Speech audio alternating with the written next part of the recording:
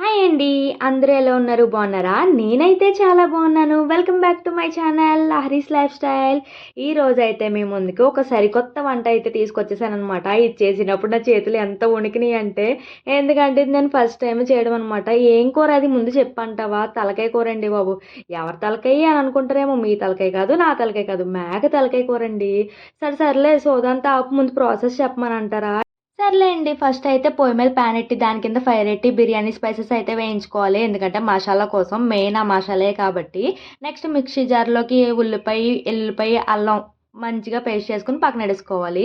Next అదే stove మీద cooker పెట్టి దీంట్లో కొంచెం ఆయిల్ ఎక్కువే పడుతుందిలేండి. బిర్యానీ ఆకు అండ్ స్టార్ అనాస్ అని ఉంటుంది కదా, అది వేసుకుని మంచిగా ఫ్రై అయ్యాక మనం ఏదైతే ముందుగా పేస్ట్ చేసి పెట్టుకున్నామో ఉల్లిపాయ కొంచెం లైట్ బ్రౌన్ వచ్చేంత వరకు వేయించుకుని, అది వేగాక దాంట్లోనే టమాటా అండ్ పచ్చిమిర్చి వేసుకుని బాగా ఫ్రై చేసేసుకోవాలన్నమాట.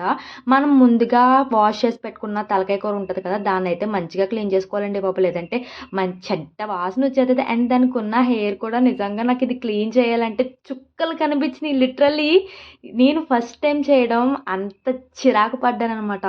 మనకి కూర చేయడం రాదు కదా, ఫస్ట్ టైం అంటున్నావు కదా, మరి నువ్వెలా చేస్తున్నావు అని అడుగుతారేమో. నేనైతే ఫుడ్ అనుపమ తాతగారు ఉన్నారు కదా, ఆయన దాంట్లో చూసి యాస్టీస్ అప్లై చేసేసాను అనమాట ఈ ఫార్ములాని. ఒకసారి మంచిగా ఆ మసాలా అంతా మటన్ ముక్కలకి పట్టేసేలాగా కలిపేసుకున్నాక పసుపు, ఉప్పు, కారం వేసేసుకుని వన్స్ మోర్ మంచిగా కలిపేసుకోవాలి.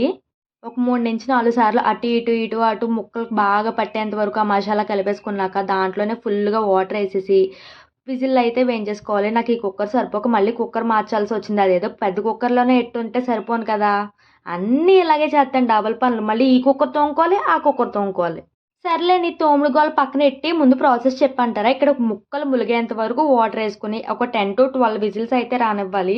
లేత మాంసం అయితే 8-10 విజిల్స్ వరకు చాలన్నమాట. మంచిగా విజిల్స్ వచ్చిన తర్వాత అప్పుడే మంచి అరోమా అనేది వచ్చేస్తుందన్నమాట. నెక్స్ట్ అయితే కుక్కర్ చల్లారిన తర్వాత ఆ గ్రేవీ అనేది మొత్తం దిగిపోతుందన్నమాట. కుక్కర్ చల్లారిన తర్వాత ఒకసారి తీసేసుకొని మొత్తం మిక్స్ చేసేసి సిమ్ టు మీడియం ఫ్లేమ్లో పెట్టుకోవాలన్నమాట. ఇదైతే మనం ఏదైతే ముందుగా తయారు చేసుకున్న మసాలా ఫ్రై చేసుకున్నాం కదా, అదైతే మంచిగా పౌడర్ చేసుకుని ఇదే టైంలో యాడ్ చేసుకోవాలి. మీకు నచ్చితే ఎండు కొబ్బరి కూడా యాడ్ చేసుకోవచ్చు, లేదంటే స్కిప్ చేసేయచ్చు. కానీ ఎండు కొబ్బరి వేస్తే మంచి ఫ్లేవర్, మంచి అరోమా అయితే వస్తుంది. ఇక్కడ మా ఆయన చూసి స్మెల్కి శభాష్ లహరి నీకు కూరలు వచ్చేసి నీ క్యాటరింగ్ షాప్ పెట్టేద్దాం అన్నాడు. అంత సీన్ లేదులే అని చెప్పేసి లాస్ట్లో కొత్తిమీర వేసి మా ఆయనకి అయితే సర్వ్ చేస్తాను. టేస్టీ తలకాయ కూర అయితే రెడీ అయిపోయింది. మీరు కూడా ట్రై చేసి ఎలా వచ్చిందో కామెంట్ చేయండి. అండ్ ఇలాంటి మరిన్ని వీడియోస్ చూడాలంటే మన ఛానల్ని ఫాలో చేసి సబ్స్క్రైబ్ చేసుకోండి. Thanks for watching. Bye guys.